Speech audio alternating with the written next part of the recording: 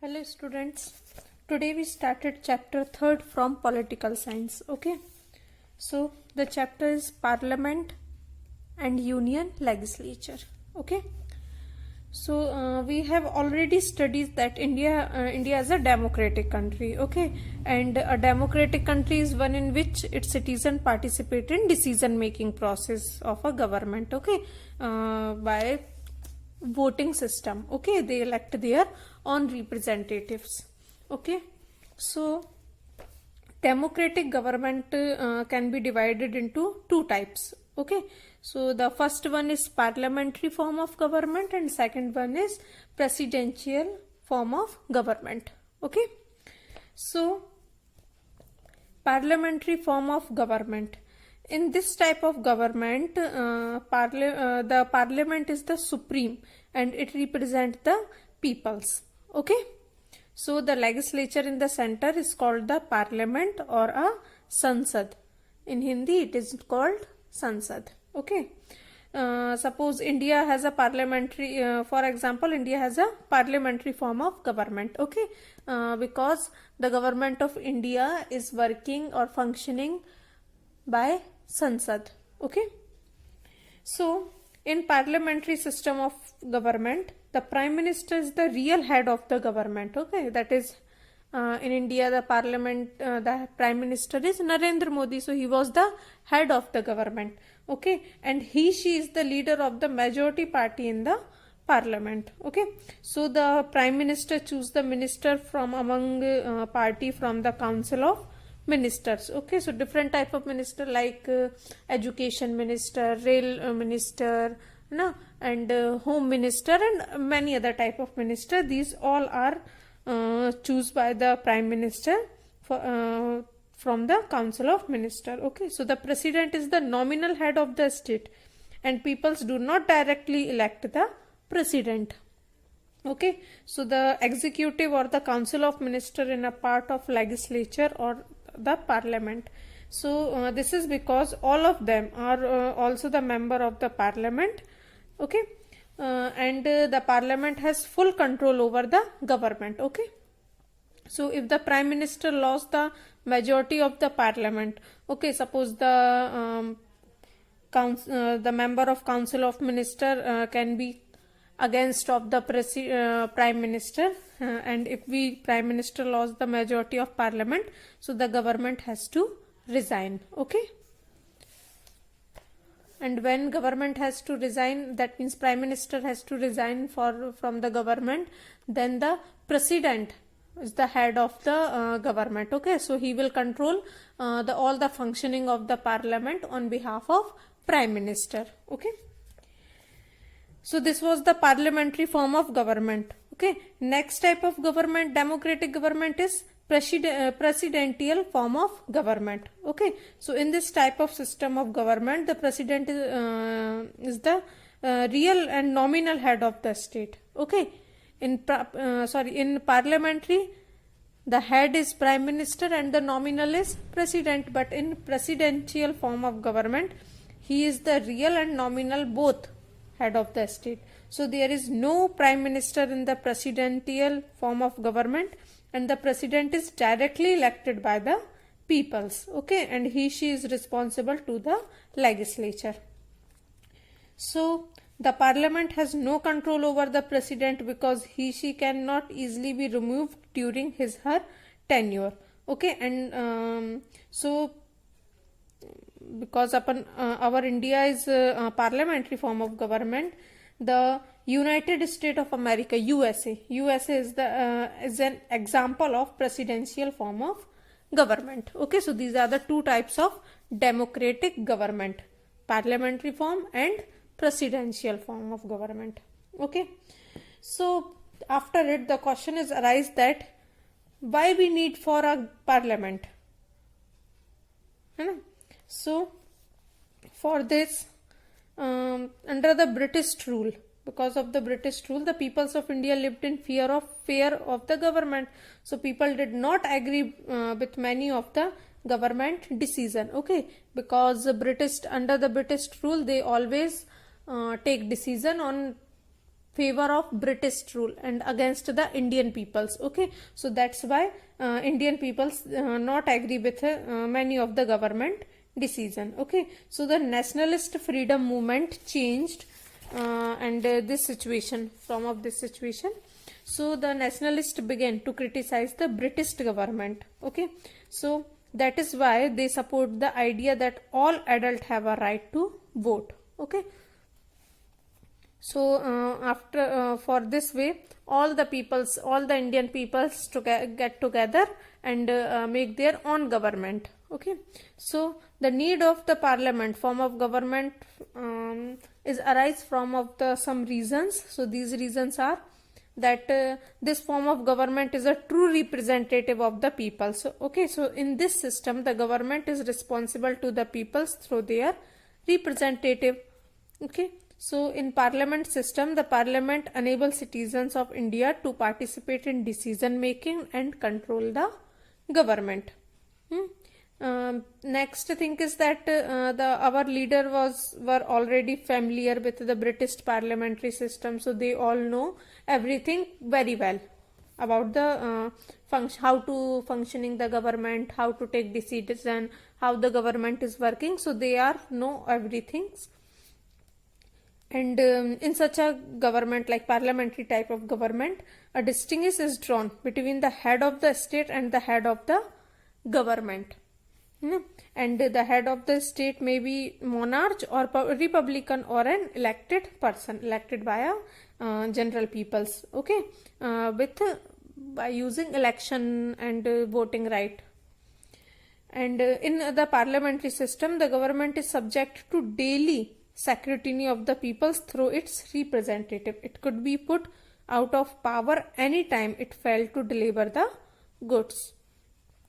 And the prime minister is the real head of the state, so she has a maintain a majority in a house of the peoples, either singly or combination with other political parties. Okay, so the prime minister and the council of minister is also collectively responsible for from the same house. Okay, that means suppose the now our prime minister is Narendra Modi, so he was belong to a political combination of a political party, that is BJP. Okay, previously before Narendra Modi, Manmohan Singh was our prime minister, so he belongs to the party that Congress political party. Okay, so each prime minister have a majority of the peoples from any combination of other political party. In the same order, to avoid the conflict between the executive and the legislature, the member of the Constituent Assembly opt from the parliamentary form of government. Okay, so these are the some basic needs for maintaining following parliamentary form of government. Okay, so now the thing is arise how the parliament is be constructed. Now what is the composition of the parliament? Okay, so parliament have three type of compositions made with a three composition for the president, the Lok Sabha and the Rajya Sabha. Okay, these are the composition of parliament. So the Lok Sabha and Rajya Sabha are the two houses of the parliament. Okay, so what they are working, how they are working, how can we differentiate between Lok Sabha and Rajya Sabha? So first of all we read about the Lok Sabha. So Lok Sabha is the lower house of the parliament. Okay, it is also called the house of the peoples. So it is called so because it consists of the member who are directly elected by the peoples. Okay, that's why it called Lok Sabha. Okay, so the Lok Sabha is composed or composition of some members. So the maximum number of the member in the Lok Sabha is can be 552. Out of these, 530 are elected from the different state and 20 from the union territories. Okay, so and the other two members are the nominated by the presidents. Okay, so therefore there is total 552 member in Lok Sabha. Each state and union territories is divided into various constituencies, and each constituency elect one member from the Lok Sabha. Okay, so the President of India can nominate two members belonging to the Anglo-Indian community if it does not have adequate representative in the Lok Sabha. Okay, so from in this way the Lok Sabha is composite. Okay, then the question is arise, how can be the member of Lok Sabha, how the member of Lok Sabha can be elected. So there is some qualification, we can say that some eligibility for the member of Lok Sabha, that she must be the citizen of India. Okay, this was the first condition. And she should not be less than 25 years of age. Now that means the minimum age of the member of Lok Sabha is 25 years, and she should not hold any office of profit under the union or a state government. That means she cannot be belongs to any government services or any other government institute. Okay, and he should not be mentally unsound or declare insolvent. Okay, sometime court declare somebody insolvent, that means in general language we can called diwala. Okay, diwala, no. She should not be the proclaimed offender, and she named should not be electoral roll in any part of the country. Okay, that means he just belong to our own country, that is India. Okay, so this was the qualification of the member of Lok Sabha. Then after it, next thing is question is arise that how the elected these type of members, and that means the election procedure of Lok Sabha. So the whole country is divided into constituency, we all know that. So a constituency is a territory area from which a candidate is elected. So there is one representative elected from each constituency, and all the citizens of India who have attained the age of 18 years old, that means universal adult franchise and above, have a right to vote. Okay, so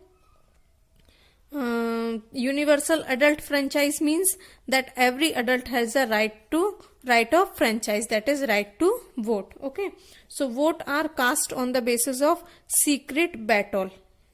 Okay, so this is when a voter cast her vote, nobody can know whose favor she can give their vote.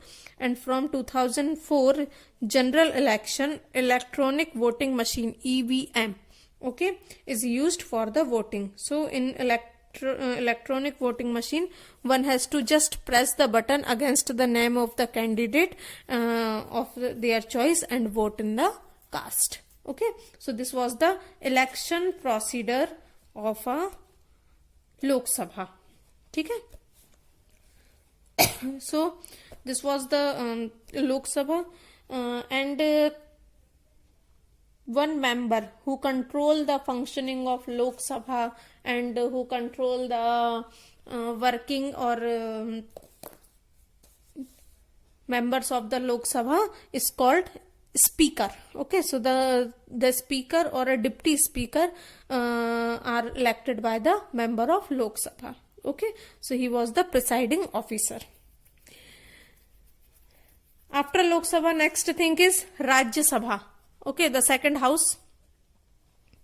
So the Rajya Sabha is the upper house of the parliament. Lok Sabha is the lower house, and our Rajya Sabha is the upper house of the parliament. So it is also called the council of the state. Okay, so the state participate in legislature assemblies at the center through this houses. Okay, so the Rajya Sabha is composite that the maximum number of member of the Rajya Sabha can be 250. Out of these, 238 are representative of the state and union territories, and 12 are nominated by the President of India. Okay, so the nominated member are well known as the field of legislature, science, art, and social services. Okay, and at present, Rajya Sabha has 245 seats. Out of these, 233 members represent the state and union territories, and 12 members are nominated by the president.